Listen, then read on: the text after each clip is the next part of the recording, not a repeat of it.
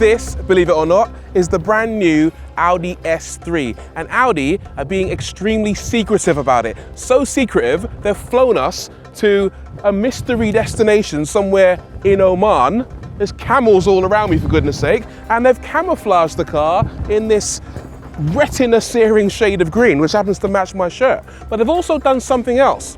They've decided to give me an opportunity to give them my feedback using this clipboard. Thank you very much, Norbert. Right, so on this clipboard, I've got engine, driving dynamics, chassis, steering, and sound. And I've got to actually rate this car in all these areas before they release it to you, the general public. I have the power. You're gonna regret this.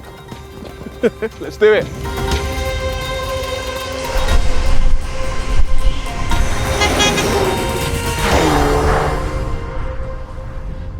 Okay, so why Oman? Very far away, isn't it? Well, that's part of the charm, actually. The beauty of coming to a place like Oman is that there's hardly anyone around, nothing but camels, as far as I can see. And here's a stat for you. There are more Audi A3s sold in the world, over 5 million, than there are people who live in Oman, around 4.5 million. So it's a great place to bring a prototype because you won't get prying eyes and paparazzi taking pictures before you're ready to release it into the world. Although, even though there aren't that many people around, Audi are taking no chances. The car is covered in this actually quite cool looking camouflage, and on the dashboard it's covered up in this kind of cloth condom so people can't get a glimpse of what's going on the dash.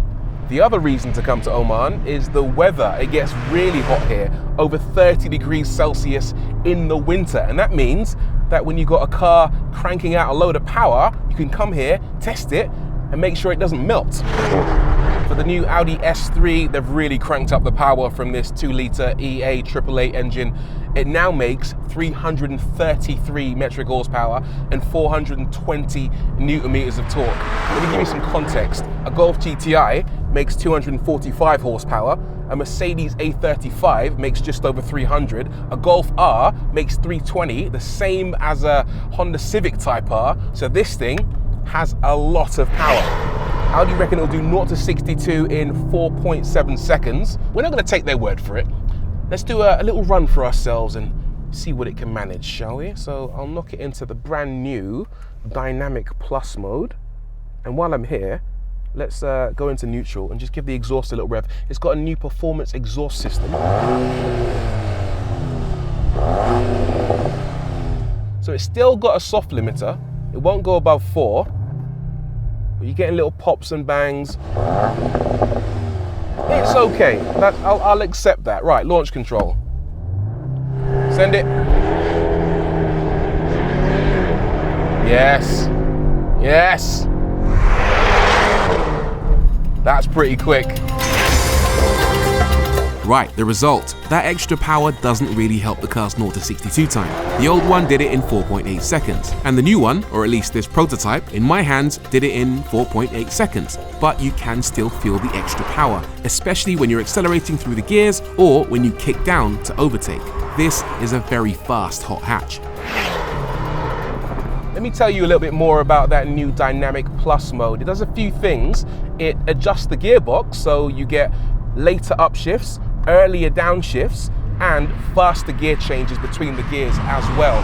It also slackens off the ESC to make the car more playful, which we'll talk about later on, but it also makes the engine a lot more responsive. It keeps the throttle valves open and the turbos spinning up, so there's no delay when you accelerate. And when you combine that with the fact it's got 20 newton meters extra torque, the engine just feels alive. Yes, I've got a lot of time for this engine. In fact, let me stop. I'm going to make a note of this in my little clipboard because this is important stuff here. Proper consumer testing. Engine is good. Right, onwards. Okay, so next on my list is comfort. Audi have actually changed the suspension in this car. Oh look, there's donkeys. Aww. Anyway, they've changed the suspension in this car. They've given it more negative camber, which is where the tops go in and the bottoms go out, with the idea being that when it's going around corners, you get more contact patch on the wheel. And they've also stiffened up the wishbones as well, which is great in terms of performance, but it's not the best thing in the world when it comes to comfort. So, have they ruined it? No is the short answer. It still feels like quite a comfortable car. You can use this as a daily without any concept of the fact that it's got 330 odd horsepower. It feels usable. I'll just stick it into comfort mode on the drive select system, and immediately the suspension gets softer, the engine revs drop, the car calms down, and it's a pretty chilled place to hang out. It uses the familiar Volkswagen Group DCC system, the dynamic chassis control, same thing you get in a Golf R, for example. And even though there are only 3 settings, soft, middle, and sporty, it's still really chilled out. If you're looking for a family car that is very, very fast, but also really comfortable, I don't think you're gonna complain too much about this thing. But I will say one thing, when you're driving fast, there is a little bit of wind noise. I'm not sure if it's because of where I am in Oman at the moment, but occasionally at high speed you do hear some wind noise and also a little bit of tire noise, but not enough to complain about. This is a perfectly usable daily. In fact, let me just pull in and I'll make a few notes right by this camel.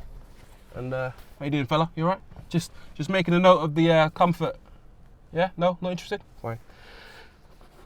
Doing important work here, but they just don't care, do they? Right, onwards. The next thing we've got to assess in this prototype S3 is agility and fun factor. The old S3 was decent, but it's not a car that I'd call fun, especially. It was very quick in a straight line. You'd accelerate and the quattro system will just power you down the road. There's a donkey.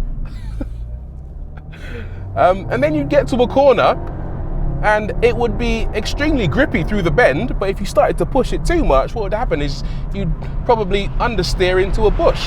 This is a little bit different. If you're familiar with the Audi S3, this car's big brother, then you'll know that car uses something called a torque splitter, and this does as well. Here's how it works. This car has the quattro system, which can send up to 50% of the torque to the rear wheels, and then the torque splitter can send up to 100% of that 50%, fully variable, to one side or the other. The idea is that as you go into a corner, the outside wheel turns quicker than the inside wheel to help you get turned in. The amount of torque that gets sent to the outside wheel varies depending on a bunch of factors, including your rate, your grip levels, your speed, and your steering angle. And it doesn't have to be 100% that gets sent to the outside. It can be anywhere between 0 and 100. And the amount also depends on your driving mode. So in comfort, you don't get quite as much turn in, whereas in Dynamic Plus, the system is a lot more aggressive and tries to minimize understeer as much as possible. In fact, in Dynamic Plus, it actually loosens off the ESC system and allows a little bit of oversteer in order to make the car feel a lot more playful. It's certainly a step up on the previous generation S3. The last thing to talk about are the brakes. They're much bigger and in theory much more effective than before. 357 millimeters circumference, 18 inches in diameter, and 4 millimeters thicker than they were on the previous car. And they're very handy, especially when you're crashing into wildlife in the middle of Oman. They really do work, actually. And they complete the performance package. You've got the extra power, but you also need the extra stopping power, and those brakes really do help.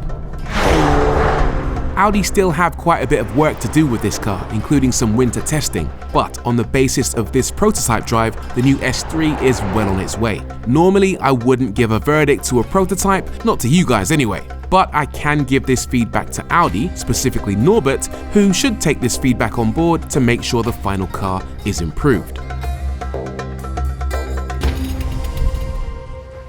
Norbert, I forgot my pen. There's my pen. Okay. Right, How was the drive? It's okay. I've got the scores. Yeah. Okay, so you asked me to rate this car in several areas. We got engine, driving dynamics, chassis, steering, and sound.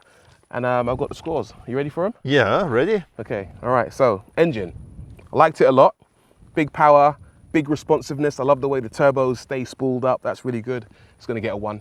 Oh, perfect. Right. Glad to hear that, yeah. And by the way, 1 is excellent, 6 is terrible. So the 1 is fantastic. Driving dynamics, good, not perfect though. So I can't give it a 1, I'm gonna give it a 2. So what are you missing there? Drift mode.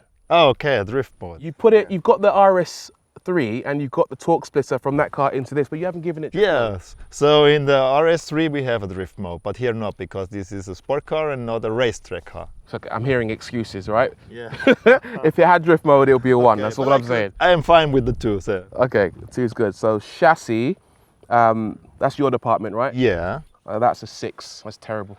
Come on, man. Joking. No, it's the chassis is fantastic. Way better than the setup you had on the previous car. I love the ride comfort and the suspension, but also the dynamics as well. Yeah. You've really done a good job there. So thank you. That's a 1. Okay, thank you. Thank you.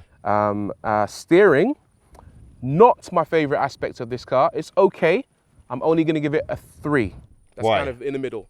Why? I just think I don't like these kind of variable steering racks where you have a different response in the middle and then like a stiffer response towards the edges. I just find it a bit inconsistent. Okay.